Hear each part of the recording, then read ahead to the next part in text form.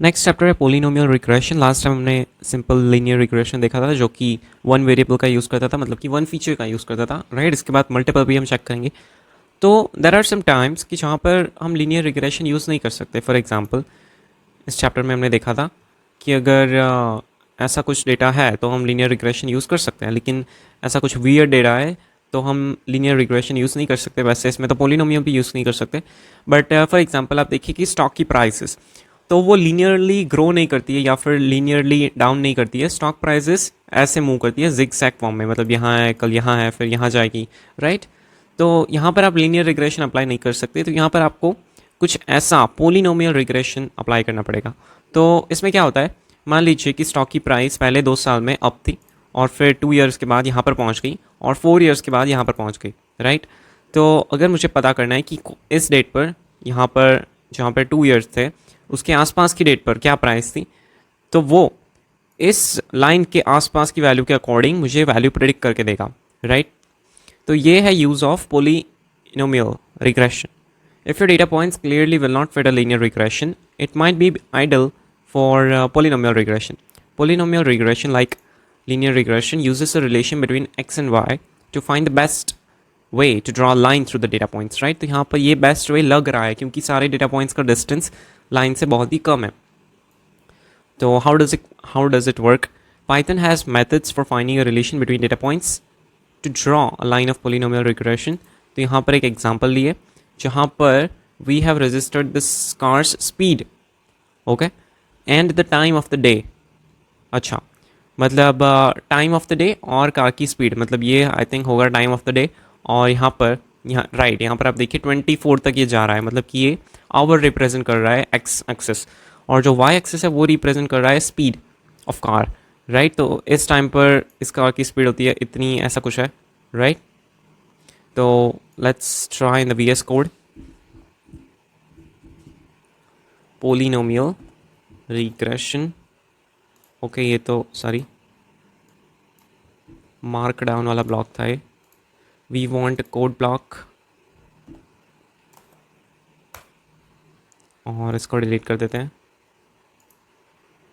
इसको भी डिलीट कर देते हैं, इट्स ओके। ओके, सो यहाँ पर आप देखिए ऐसा कुछ स्कैटर प्लॉट में मिलेगा, राइट। और इससे हमें पोलिनोमियल रिग्रेशन की लाइन क्रिएट करनी है। तो उसके लिए ये कोड है, ये एक्स और वाई तो हमारा डेटा है, इंपोर्ट करना है हमें numpy और मैटप्लॉट। तो यहाँ पर my model equals to numpy के अंदर एक poly1d नाम का फंक्शन है जहाँ पर numpy डॉट पोली फिट एक्स वाई और 3 हमें फिट करना है, और लाइन स्पेस है 122 और 100।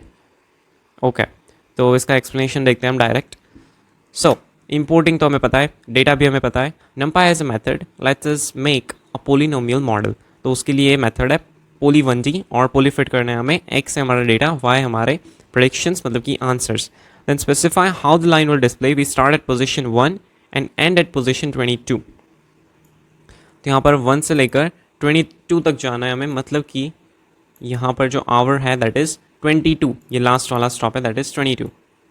तो 22 तक जाना है हमें, और यहाँ पर लिखा है 100। तो इस 100 का क्या मतलब है, तो ये स्पीड डिपिक्ट करता है, मतलब कि वाई एक्सिस को डिपिक्ट करता है, मतलब कि वाई एक्सिस पर हमें 100 तक जाना है। एक्स एक्सिस में हमें 0 से लेकर 22 तक जाना है, और वाई एक्सिस में हमें 0 से लेकर 100 तक जाना है। दैट्स वाई आर्ग्यूमेंट्स थी 0, 22 और 100। Okay, next draw the original scatter plot. तो यहाँ पर हमने ओरिजिनल स्कैटर प्लॉट ड्रॉ किया, मतलब कि जो हमारा मॉडल ये वाला था जो सिंपल लाइन के बिना वाला, राइट।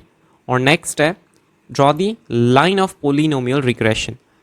तो उसके लिए हमें माई लाइन और माई मॉडल को फिट करना पड़ेगा, तो हमें मिल जाएगी हमारी पोलिनोमियल रिग्रेशन की line, and then plt dot show जो कि ऑप्शनल है। तो लेट्स ट्राई दिस। तो ये हमारा नॉर्मल डेटा, राइट। और अब हम चेक करते हैं हमारी पोलिनोमियल रिग्रेशन की लाइन। ओके, तो एज यू कैन सी यहाँ पर हमें मिल गई है हमारी पोलिनोमियल रिग्रेशन की लाइन। यहाँ पर 1 इसलिए लिया है क्योंकि 0 आवर थोड़ा अजीब लगता है, तो यहाँ पर इन्होंने देखिए 1 से स्टार्ट किया। अगर मैं यहाँ पर 0 लिखूँ तो ये जो डेटा पॉइंट है वो यहाँ पर शिफ्ट हो जाएगा। Let's see, 0। ओके, तो ये थोड़ा वियर्ड हो चुका है, 0 किया था मैंने, राइट। ओके, तो नहीं मतलब परफेक्ट ही हुआ है। यहाँ पर क्या चेंज हो गया, 0 यहाँ पर था, उसकी जगह 0 शिफ्ट हो गया, और ये तो 0 पर ही रहा है, राइट। तो हम इसको 1 ही रखते हैं, राइट। तो यहाँ पर आप देखिए 0 back to the original position पर आ गया है, राइट। तो यहाँ पर हमने ये सीख लिया है। अब यहाँ पर नेक्स्ट क्या दिया है, एग्जाम्पल एक्सप्लेन हो गया, राइट। आर स्क्वायर, तो आपको सिंपल लीनियर रिग्रेशन की वीडियो आपने अगर देखी होगी तो आपको मालूम होगा कि एरर फाइंड करने के लिए वहाँ पर यूज़ होता था आर रिलेशनशिप, जो कि वेरी होता था -1 से लेकर 1 तक। लेकिन यहाँ पर द आर स्क्वायर्ड वैल्यू है जो कि वेरी करती है 0 से लेकर 1 तक। तो यहाँ पर माइनस में वैल्यू इस नहीं है, क्यों नहीं है, क्योंकि यहाँ पर स्क्वायर्ड लिखा है, राइट। किसी भी चीज़ का स्क्वायर्ड माइनस में नहीं हो सकता है। That's why R squared value ranges from 0 to 1, where 0 means कि कोई रिलेशन नहीं है और 1 मीन्स कि there is high relation, 100% relation basically. और जितना नंबर 1 के करीब हो उतना अच्छा है, और उस सिचुएशन में हम पोलिनोमियल रिग्रेशन को यूज़ कर सकते हैं, अदरवाइज हम नहीं कर सकते। तो यहाँ पर आर को फाइंड करने के लिए यहाँ पर हमें इंपोर्ट करना पड़ेगा from sklearn dot matrix import R2 score, और प्रिंट करना है हमें R2 स्कोर, पास करना है हमारी एक्चुअल प्रेडिक्शंस, मतलब कि जो एक्चुअल आंसर्स हैं वो, और फिर माई मॉडल पास करना है जिसमें हमें एक न्यू डेटा पॉइंट जो कि हमें प्रेडिक्ट करना है वो हमें पास करना है। ओके, तो let's try this. From sklearn dot matrix import R2 score, तो यहाँ पर हम इंपोर्ट कर देते हैं from sklearn dot matrix import R2 score.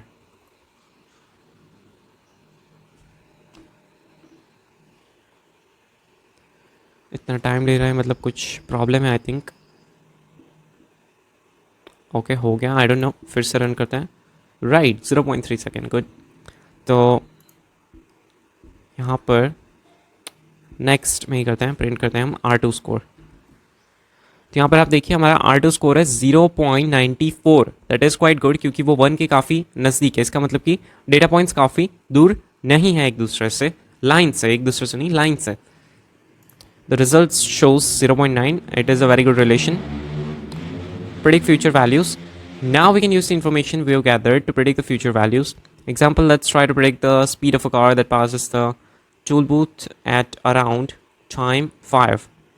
अच्छा, तो हमें अराउंड 5, तो 5 का आवर क्या होता है, 5 इज़ 17, राइट। अगर हम 24 के फॉर्मेट में देखें तो 5 बजे टाइम होता है 17। तो यहाँ पर इसने प्रेडिक्ट किया है माई मॉडल ऑफ 17। तो इसका आंसर आया है लाइन के अकॉर्डिंग कि स्पीड अकॉर्डिंगली होनी चाहिए कितनी, 88 के अराउंड, राइट। तो this is how you can use polynomial regression to predict the values. और बैड फिट क्या है, तो वो जो लीनियर में था सेम टू सेम एग्जांपल इन्होंने लिया है कि data points are too far away from each other और they don't have any relation. तो अगर आप इवन पोलिनोमियल रिग्रेशन की लाइन भी करेंगे या फिर इसमें लीनियर रिग्रेशन अप्लाई करेंगे, कुछ भी अप्लाई नहीं होगा इसमें, राइट। तो this is called a bad fit.